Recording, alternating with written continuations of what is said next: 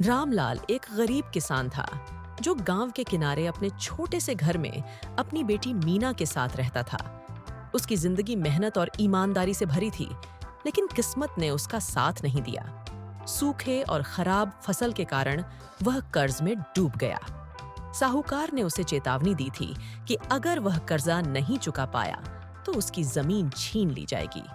रामलाल ने गांव के सबसे बड़े और अमीर आदमी ठाकुर भूपेंद्र सिंह से मदद मांगने की सोची। ठाकुर बहुत ताकतवर और घमंडी आदमी था। उसने रामलाल को अपनी हवेली बुलाया। ठाकुर ने कहा, रामलाल, मैं तुम्हारा कर्जा चुका सकता हूं, लेकिन मेरी एक शर्त है। तुम्हारी बेटी मीना का रिश्ता मेरे बेटे अर्जुन के साथ तय करना होगा। रामलाल ये सुनकर परेशान हो गया। अर्जुन के बारे में वह जानता था कि वह एक बिगड़ैल और घमंडी लड़का है।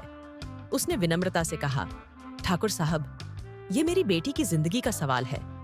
मैं उससे बिना पूछे कोई फैसला नहीं कर सकता। रामलाल ने घर लौटकर मीना को सारी बात बताई। मीना समझदार और स्वाभिमानी लड़की थी। उसने कहा, बाबा, मैं अपनी खुशी और स्वाभिमान के बिना यह रिश्ता नहीं कर सकती। हम गरीब हैं, लेकिन अपना मान नहीं बेच सकते। अगले दिन मीना खुद ठाकुर के घर गई। उसने अर्जुन से साफ साफ कहा, अगर मैं तुम्हारे घर की बहू बनूंगी तो क्या तुम मुझे और मेरे परिवार को इज्जत दोगे, या सिर्फ अपने फायदे के लिए यह रिश्ता करना चाहते हो? अर्जुन, जो हमेशा घमंड में रहता था, पहली बार सोच में पड़ गया। उसने मीना की बातों को गंभीरता से लिया। उसे अपनी गलती का एहसास हुआ।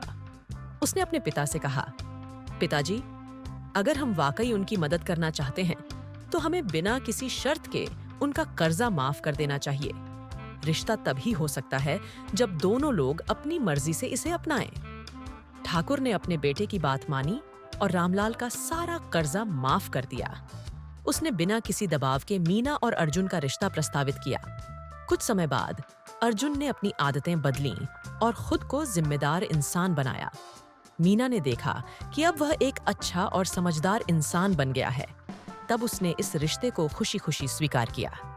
इस तरह गरीब और अमीर के बीच का भेद मिटा और एक नई शुरुआत हुई, जहां रिश्ते स्वाभिमान और आपसी समझ पर बने।